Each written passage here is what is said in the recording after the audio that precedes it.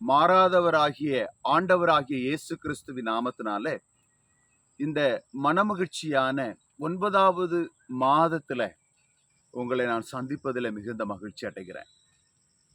கர்த்தர் கடந்த 8 மாத கால அளவும் நாம் ஒவ்வொருவரையும் அதிசயமாக நம்மளை நடத்தினார்.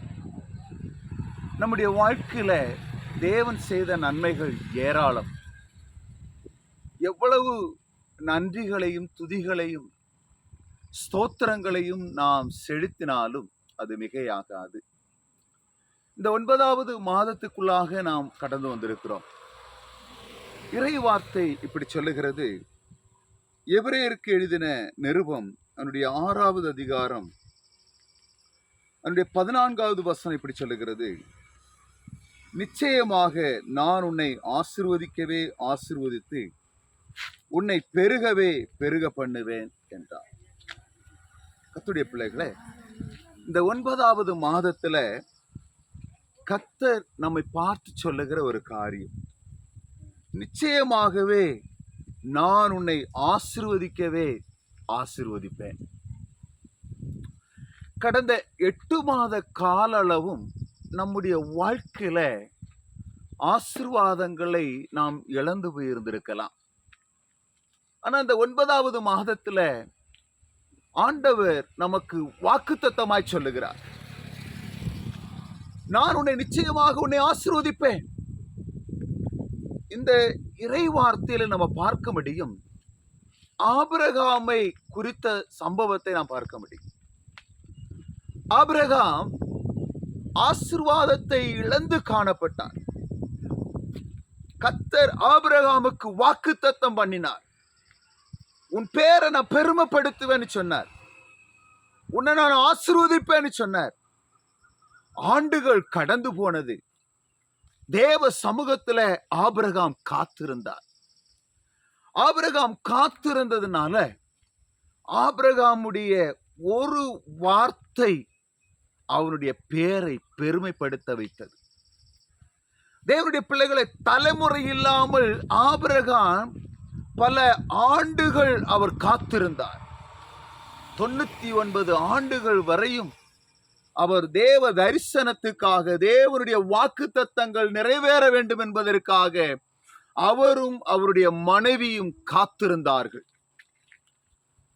கர்த்தர் சொன்ன வாக்குத்தத்த வார்த்தைகள் நிறைவேறும் வரை காத்திருந்தார்கள். கர்த்தர் அவர்களுக்கு நல்ல ஒரு ஆண் குழந்தையை கர்த்தர் கொடுத்தார். இந்த மனமகிழ்ச்சியான நல்ல நாளில, இந்த மாதத்துல, ஒருவேளை இந்த ஆபிரகாமை போல பல ஆண்டுகளாக திருமணமாகி குழந்தை பாக்கியம் இல்லாதபடிக்கு நீங்கள் கலங்கி போய் நிற்கலாம். உங்களுடைய வாழ்க்கையில நிம்மதியை இழந்து போய் காணப்பட்டு கொண்டிருக்கலாம். திருமணமாகி பல ஆண்டுகள் ஆகிவிட்டது, எனக்கு ஒரு குழந்தை இல்லை என்று சொல்லி நீங்கள் புலம்பிக் கொண்டிருக்கலாம்.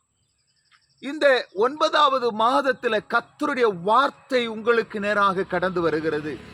நான் நிச்சயமாக உன்னை ஆசீர்வதிப்பேன், நிச்சயமாக உன் கற்பத்திற்கு கனியை நான் ஆசீர்வதிப்பேன், நிச்சயமாக உன்னுடைய தலைமுறையை நான் ஆசீர்வதிப்பேன், உனக்கு வாக்கு பண்ணி இருக்கிறேன், ஒரு குழந்தையை தருவேன் என்று சொல்லி.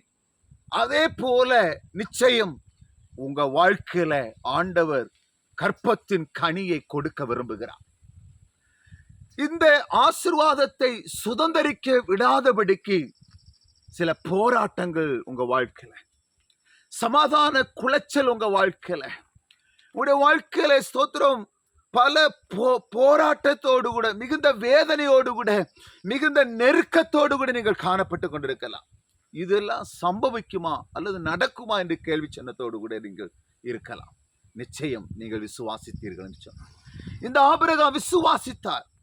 அவர் விசுவாசித்ததினால அவர் நீதிமானாக்கப்பட்டார், நீதிமானாக எண்ணப்பட்டார்.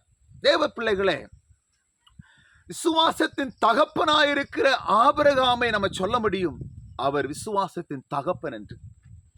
தேவ சமூகத்தில் பல ஆண்டுகள் அவர் விசுவாசத்தோடு கூட காத்திருந்தார். ஆகினால்தான் கர்த்தர் அவரை பார்த்து, நான் உன்னை ஆசீர்வதிப்பேன் அப்படி சொல்லுவாங்க. இன்றைக்கு ஒரு வேளை ஸ்தோத்திரம், இந்த வார்த்தையை கேட்டுக்கொண்டிருக்கிற என்னை கேட்கிற தகப்பனே, தாயே, நீங்கள் ஒருவேளை விசுவாசம் இல்லாத ஒரு நிலையில் இருக்கலாம். பல ஆண்டுகளாக நான் காத்திருந்தேன். நான் ஒரு வீடு வாங்க வேண்டும். என்னுடைய வீடு பாழாய் கிடக்கிறது. என்னுடைய வீடு மழை பெய்யும் பொழுது தண்ணி உள்ளே வருகிறது. என்னுடைய வீடு முழுவதும் ஓட்டையாக இருக்கிறது. பல நாட்களாக, பல ஆண்டுகளாக நான் காத்திருந்தேன். எனக்கும் வயதாகி போய்விட்டது. என்னால் அந்த ஒரு இடத்தை வாங்க முடியுமா? அல்லது அந்த இடத்தை வாங்கினாலும் நான் அந்த வீடை கட்ட முடியுமா என்றெல்லாம் நீங்கள் யோசித்துக் கொண்டிருக்கலாம். கர்த்தர் உங்களுக்கு என்று சொல்லி ஒரு வீட்டை கொடுக்க வேண்டும் என்று சொல்லி திட்டம் வைத்திருக்கிறார். அதை நிச்சயம் அதை நிறைவேற்றுவார். நீங்கள் அதற்காக காத்திருக்க வேண்டும். 2024 ஆண்டு இந்த 9வது மாதத்துல நீங்கள் வீடு இல்லாமல் தவித்துக் கொண்டிருக்கிற இந்த நேரத்தில் கர்த்தர் உங்களுக்கு ஒரு வீட்டை புதிதாக வாங்க செய்ய அவர் சித்தமுடையவராக இருக்கிறார். ஒருவேளை உங்களுக்கு இடம் இருக்கலாம், கட்டுகிறதற்கு பணம் இல்லை என்று நீங்கள் புலம்பிக் கொண்டிருக்கலாம்.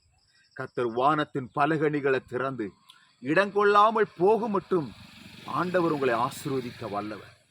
தேவனுடைய பிள்ளைகளே, கர்த்தர் உங்களுக்காக ஸ்தோத்திரம் வழிகளை திறந்து ஸ்தோத்திரம் உங்களுக்காக சில பொக்கிஷமான ஆசீர்வாதங்களை உங்களுக்கு வைக்க வேண்டும் என்று கர்த்தர் விரும்புகிறார். அவர் திறந்தால் யாராலும் அடைக்க முடியாது. என்னுடைய கர்த்தர் திறப்பார் என்று சொன்னால் யாராலையும் அடைக்க முடியாது. என்னுடைய பிள்ளைகளே, எகிப்திலிருந்து இஸ்ரவேல் ஜனங்கள் புறப்பட்டு கடந்து வந்த நேரத்துல அவர்களுக்கு ஸ்தோத்திரம் இறைச்சி சாப்பிட வேண்டும் என்று சொல்லி வாஞ்சி இருந்தது. ஆனால் எகிப்தில ஸ்தோத்திரம் அவர்கள் மணி எடுத்த நேரங்களில் எல்லாம் அவர்கள் சாப்பிட்டார்கள். அவர்கள் வனாந்தரமான பயணங்கள் வந்து கொண்டிருந்த நாட்களில அவர்களுக்கு ஆகாரம் கிடைக்காத சூழ்நிலை, மிகவும் சோர்ந்து போன ஒரு நிலைமை அவருடைய வாழ்க்கையில் இருந்தது. ஆனால் மோசேயை பார்த்து அவர்கள் முறுமுறுக்க ஆரம்பித்தார்கள். மோசேயை பார்த்து சண்டை போட ஆரம்பித்தார்கள். நாங்கள் எகிப்தில் இருந்த பொழுது நல்ல ஆகாரங்களை சாப்பிட்டோம், மணி அடிக்கும் போதெல்லாம் எங்களுக்கு உணவு கிடைத்தது. ஆனால் இப்பொழுது வனாந்தரத்தில் வந்துட்டோம், எங்களுக்கு இறைச்சி ஒன்று கிடைக்கவில்லை என்று அவர்கள் புலம்பின பொழுது ஸ்தோத்திரம் தேவனுடைய பிள்ளைகளை ஸ்தோத்திரம் மோசே கர்த்தரோடு கூட பேச ஆரம்பித்தான். கர்த்தருடைய சமூகத்துக்கு நேராக மோசே முறையிட்ட பொழுது ஸ்தோத்திரம் கீழ்காற்றை கர்த்தர் அனுப்பினான். ஸ்தோத்திரம் தேவ பிள்ளைகளை கீழ்காற்றை அனுப்பின பொழுது ஸ்தோத்திரம் அவர்கள் ஸ்தோத்திரம் எதிர்பார்க்காத காடைகள் கடந்து வந்து ஸ்தோத்திரம் குவியல் குவியலாக அந்த இடத்துல நிரம்பி காணப்பட்டது. ஸ்தோத்திரம் வனாந்தரமான இடத்திலே இஸ்ரவேல் ஜனங்களை காடை இறைச்சியால அவர்களை போஷிக்க செய்த கர்த்தர் இன்றைக்கு உன்னையும் ஸ்தோத்திரம் நீயும் ஒருவேளை வனாந்தரமான ஒரு வாழ்க்கையில நீங்கள் வாழ்த்து கொண்டிருக்கலாம். கர்த்தர் உங்களை ஆசீர்வதிக்க வல்லவராக இருக்கிறார். ஈசாக்கு தன்னுடைய வாழ்க்கையில ஸ்தோத்திரம் ஒரு வறட்சியான நேரத்தில் தான் அவர் ஸ்தோத்திரம் விதை விதைத்தார். வறட்சியான சூழ்நிலையில் தான் அவர் விதை விதைத்தார். ஸ்தோத்திரம் பஞ்சமான காலத்துல விதை விதைத்தார். ஸ்தோத்திரம் 100 மடங்கு ஈசாக்கு அறுவடை செய்யும்படியாய் பரிசுத்த ஆவியானவர் அவனுக்கு கிருபை பாராட்டினார். இன்றைக்கு நீங்கள் வறட்சியான ஒரு வாழ்க்கையா, ஒருவேளை கடன் பிரச்சனை என்கிற வறட்சியில நீங்கள் வாழ்ந்து கொண்டிருக்கலாம். இன்றைக்கு ஒருவேளை ஸ்தோத்திரம் தற்கொலை எண்ணத்தோடு கூட ஸ்தோத்திரம் மதுபானத்துக்கு அடிமைப்பட்டு கிடக்கிறார் உங்களுடைய கணவர். ஒருவேளை உங்களுடைய பிள்ளைகள் உங்களுடைய வார்த்தைக்கு கீழ்ப்படியாமல் வாழ்ந்து கொண்டிருக்கலாம். இன்றைக்கு உங்களுடைய வாழ்க்கையில தூக்கம் இல்லாமையினால நீங்கள் கவலை நிறைந்த அனுபவத்தில காணப்பட்டு கொண்டிருக்கலாம். என்னுடைய மகன் இன்றைக்கு பலவீனத்தின் நடுவில் வியாதியில காணப்பட்டு கொண்டிருக்கிறார். மருத்துவமனையில சிறைபிடிக்கப்பட்ட சூழ்நிலையில காணப்பட்டு கொண்டிருக்கிறார். எல்லா உதவிகளும் அற்றுப்போன ஒரு சூழ்நிலை. இன்றைக்கு சமாதானம் இல்லாத நிலையில நான் காணப்பட்டு கொண்டிருக்கிறேனே என்று நீ மருத்துவமனையில நீ அழுது கொண்டிருக்கலாம். மகனே, மகளே, உனக்காக இயேசு கண்ணீர் வடிக்கிறார். உன்னுடைய கண்ணீரை துடைத்து உன்னுடைய காயங்களை ஆற்றும்படியாய் என் கர்த்தர் உன் அருகில வந்திருக்கிறார். இன்னைக்கு உன்னை வறுமை வாட்டி கொண்டிருக்கிறதா? இன்னைக்கு உன்னுடைய குடும்பத்துல வறுமை வாட்டி கொண்டிருக்கிறதா? நல்ல ஆகாரம் கூட இல்லாத நிலைமையில நீ காணப்பட்டு கொண்டிருக்கிறாயா? கர்த்தருடைய வார்த்தை சொல்லுகிறது, கர்த்தர் சீயோனிலிருந்து உன்னை ஆசீர்வதிப்பார். நீ ஜீவனுள்ள நாளெல்லாம் எருசலேமின் வாழ்வை காண்பாய். கர்த்தர் உன்னை ஆசீர்வதிக்க விரும்புகிறார். உன்னுடைய படிப்பு காரியங்களிலே கர்த்தர் உன்னை ஆசீர்வதிக்க விரும்புகிறார். உன்னுடைய எதிர்கால திட்டங்களை என் கர்த்தருக்கு தெரியும். தேவ பிள்ளையே, இந்த ஆபிரகாமை ஆசீர்வதிக்கவே ஆசீர்வதிப்பேன் என்று வாக்கு பண்ணின பரலோக தகப்பன் இந்த 9வது மாதத்திலையும் கர்த்தர் உங்களை ஆசீர்வதிக்க வல்லவர். கர்த்தர் உங்களை நடத்த வல்லவர். நாம் ஜெபிப்போமா? நல்ல கர்த்தாவே, இந்த மனமகிழ்ச்சியான இந்த 9வது மாதத்தில் உடைய முகத்தை நாங்கள் பார்க்கிறோம். ஆபிரகாமை பார்த்து, நான் உன்னை நிச்சயமாக ஆசீர்வதிக்கவே ஆசீர்வதிப்பேன், உன்னை பெருகவே பெருகச் செய்வேன் என்று வாக்கு பண்ணின பரிசுத்த ஆவியானவரே, இந்த வார்த்தையை கேட்டுக்கொண்டிருக்கிற ஒவ்வொருடைய வாழ்க்கையில ஆசீர்வாதத்தை கட்டளையிடுங்க. ஆண்டவரே, அவர்கள் ஒருவேளை கடன் பிரச்சனையில் இருக்கலாம், ஒருவேளை திருமணமாகாமல் இருக்கலாம், குழந்தை பாக்கி இல்லாமல் இருக்கலாம், ஒருவேளை குடும்பத்தில் சமாதானம் இல்லாமல் இருக்கலாம், ஒருவேளை உங்களுடைய வேலை காரியங்களில் தோல்வியை சந்தித்துக் கொண்டிருக்கலாம். இன்றைக்கு கர்த்தர் உங்க ஆண்டவரை எந்தெந்த நபர்கள் என்னென்ன காரியத்திற்காய் காத்திருக்கிறார்களோ அந்த காரியங்கள் எல்லாம் கர்த்தர் வாய்க்க பண்ணுங்க. ஆண்டவரை, இன்றைக்கு பலரும் கர்த்தாவே இந்த உலகத்தை விட்டு மரித்து கொண்டிருக்கிறார்கள். அநேகர் வாகன ஆக்சிடென்ட் ஊடாக தன்னுடைய தகப்பனை, தன்னுடைய தாயை, தன்னுடைய மகனை, மகளை இழந்து ஆண்டவரை சமாதானம் இல்லாத கூடாரத்தின் உள்ளறையில கதறிக்கொண்டிருக்கிற பிள்ளைகளுடைய வாழ்க்கையில ஒரு தெய்வீக சமாதானத்தை கர்த்தர் கொடுத்து, ஆண்டவரே, அவர்கள் எந்த பகுதியில ஆண்டவரை இருந்தாலும் தேவ கரம் அவர்களை வழிநடத்த வேண்டுமாக நாங்கள் எங்களை கரத்தில் ஒப்புக் கொடுக்கிறோங்க. இன்றைக்கு பொருளாதாரங்களை இழந்திருக்கலாம், கடன் பிரச்சனையால மூழ்கி போயிருக்கலாம், தற்கொலைக்கு நேராக அவர்கள் காணப்பட்டு கொண்டிருக்கலாம்.